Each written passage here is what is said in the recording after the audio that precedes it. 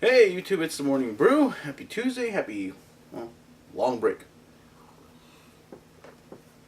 Today's going to be a bit of a short show because there's not much going on news-wise, and, all I'm talking about today is TV. On a personal note, took a long extended break. I was actually going to take the next 2 weeks off because my kids are off school, and I figured I can get some stuff done while they're here. But I think I might just keep recording because it feels off not to. Anyways. Yeah, not much on the personal side. Continue to play Destiny to get a little bit more in depth on my review, and I've discovered my opinion has changed greatly now that I've passed level 20. It is not the game you start with, and it's not the game you're accustomed to. It becomes a game of grinding, harvesting, and farming, and not in any fun way. Just repetitive. It almost, in a quick sense, it feels like if you played World of Warcraft and you were like me and you were in there back when level 60 was the top of the charts, which is the marker of greatness, and you were waiting for the expansion packs and you were waiting for dungeon sieges to come in and stuff like that, and there was nothing better to do than to run your lower level buddies through dungeons or go around killing higher levels to gain some money, and you just eventually just got bored because you were just waiting for something to drop something good enough that amplify your abilities and stuff. That's where you're at already at level 20, trying to just get the best gear possible to wait and hope that the next 2 expansion packs that are announced are worth playing. That's my short review. My long review I'll write out. Anyways, let's get on with the news, which isn't much news as much as other short reviews, and one news article. So, last night, Gotham premiered on the CW. Gotham being the prequel to the Batman storyline. Basically, it quite literally starts off with a little bit of Selina Kyle roaming the streets of Gotham, or the rooftops of Gotham, and doing the Selina Kyle teenager thing. Lots of angst, for what it looks like.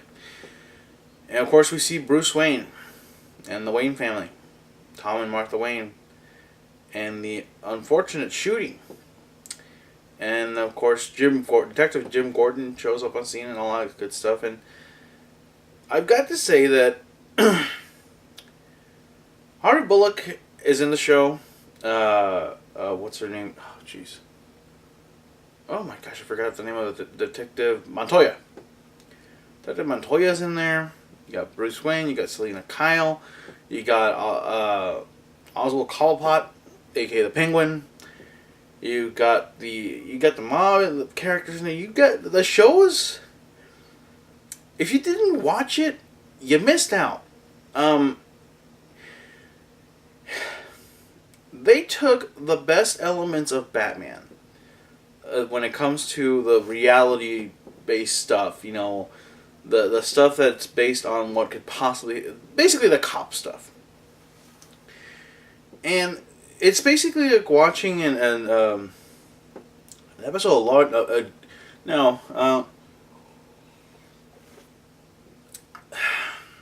think of it as a good Lethal Weapon kind of storyline, you know, where the cops get a little too involved and certain things aren't right and whatever. And sprinkle in Gotham characters like Bruce Wayne and Selina Kyle and so on and so forth. And it makes for a really good show. I have to say that it really was a great show. I really enjoyed that pilot. And I'm hoping that it gets picked up for a second season if the trend continues the way it went. So far, so good. I will say that the first episode, even though it's all about the Wayne murders, and you would think the story's based around, you know, it's going to revolve a lot around Bruce Wayne and Jim Gordon's relationship as it develops, but it's actually, a lot of it is right now circling around Jim Gordon and the Penguin, or Oswald Cobblepot, as he's known. And it's an interesting look because, as if you're familiar with the world of Batman, Gotham City is corrupt to the core. The mayor, the police department, all that stuff. And Jim Gordon, who eventually becomes Commissioner Gordon, he's one of the few cops who were decent and clean during that time. And so it's very interesting to see him trying to be a good cop and a good detective while trying to live amongst the dirty and the unclean of Gotham. So it's really well written. I mean, honestly, you're not gonna see Batman suddenly show up. So that's kind of the good thing. Like, there's a lot of scenes where things are getting a little hairy, and you think, like, well, at any point, Batman will come in and save Jim Gordon. There's no Batman yet, so no. So it looks interesting, and it really was good. I highly recommend watching it, and hopefully the standards and the quality that are settled right now stay where they are or get better, because it was good. It was really good. So there's my little short Gotham review. If you haven't seen it, I highly recommend go on demand or go online and check it out. I think this is going to be one of those shows that, much like Arrow, I should have given Arrow a chance early on. I've been watching the first season, and I'm hooked. Ironically, I am very hooked on Arrow, and I'm kind of mad that Netflix doesn't have season 2 on there yet, and season 3 is about to air. So, my own fault. I should have been watching from the beginning, but yeah, good stuff. Good stuff coming out from the CW finally. I hope the Flash is as good as Arrow and Gotham are, but we'll see.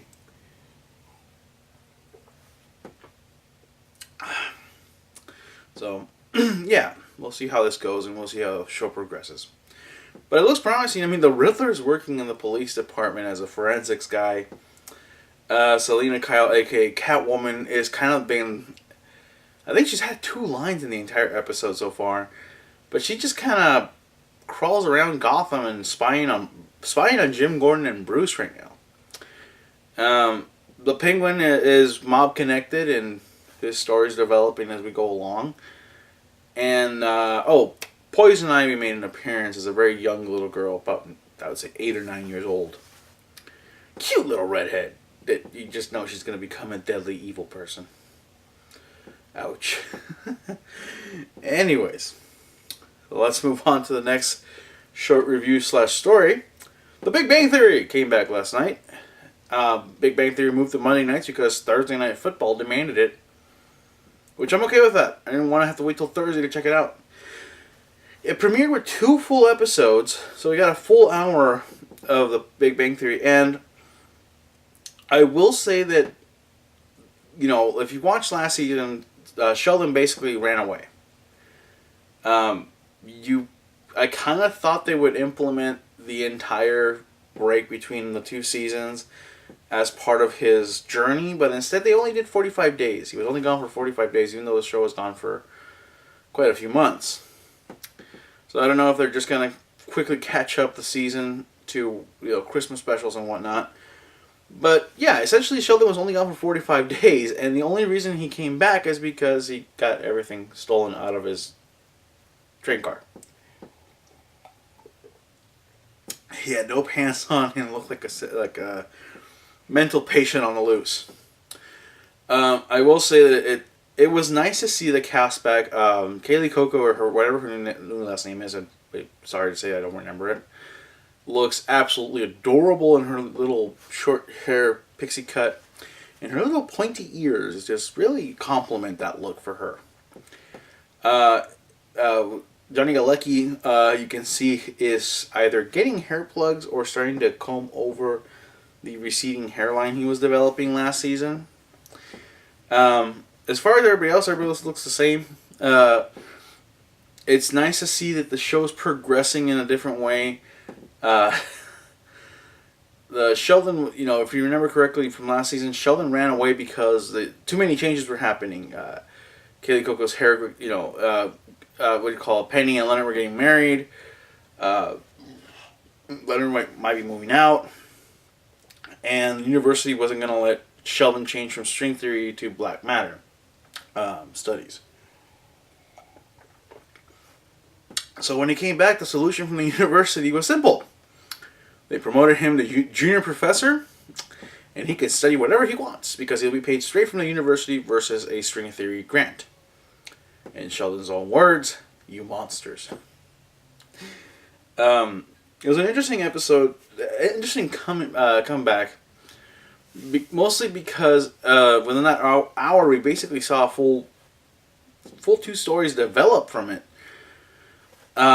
One being Sheldon taking the role on the role as professor and nobody signing up. Howard taking the class, and then Howard and his mom having a bit of an issue because Stewart moved into Howard's mom's house even after her cast came off and the nursing care wasn't needing anymore. So now there's a very strange father-son relationship that's not really father-son, but it's in the reverse aspect of Howard taking on the parental role to Stewart versus Stewart to Howard. So it's going to be an interesting season. I foresee a lot of interesting outcome. So we'll see how that goes. But like I said, good to have the show back. And tonight is the premiere of Marvel's Agents of S.H.I.E.L.D., and I'll have my little short review of that. I'm still not convinced on that show. I know all last season I kept saying like I'm just not liking it. I'm still not liking it very much. I'm still on the fence about it. It's still an okay show. It's just Sky bugs the hell out of me. They should have killed her off at the end of the season. It would have been nice to get the senior staff to stay and not her. It's just ugh. Anyways. Last but not least, in the news. So remember 2.5 Men, and remember how in 2011 Charlie Sheen basically put his foot up his own mouth and out his own butt and got himself fired because he feuded with Chuck Lorre over Twitter? You know, the whole tiger blood, I'm like an F-16 of napping, whatever the hell the Charlie Sheenisms were. Well, that's why he got fired. Well, apparently, the show will be coming to an end on its 12th season this year. At the end of the run, will be the finale. Well, apparently Charlie Sheen reached out to Chuck Lorre and the rest of the production team, saying that he would like to be there for the finale. There's a couple of problems with that, aside from Charlie Sheen himself. Charlie's character was killed off. That's how the story progresses. Basically, he died. I don't know how he died. I don't care. I don't really watch the show anymore. It got really annoying. And of course, Ashton Kutcher took over the role, or not took over the role, but came into the show to basically replace the Charlie character. And I haven't watched a single episode of that. So basically, it's now just Ashton Kutcher and John Cryer. And I don't know what the show's about anymore. But it's interesting to see that Charlie Sheen wants to, I don't know. I guess he sees it as it's a show that he helped make popular. In his own mind, I'm sure the 2011 feud made it even more popular because he's just that awesome. But, So yeah, I just wanted to put it out there. Charlie Sheen wants to come back because he wants to be in the finale. I say, nah. Unless they're going to do a dream sequence or flashbacks, there's really no reason to bring him back. Especially not with the way he acts. Alright, so that's it for today. Thank you for tuning in. The questions are pretty simple. Did you watch Gotham? What'd you think? Did you watch the Big Bang Theory premiere? What'd you think of that? And finally, Charlie Sheen. He wants to come back to 2.5 Men for one episode and basically do whatever it is they can figure out to do with his character and have fun with that. Well, until next time, do yourself a favor. Enjoy your brew.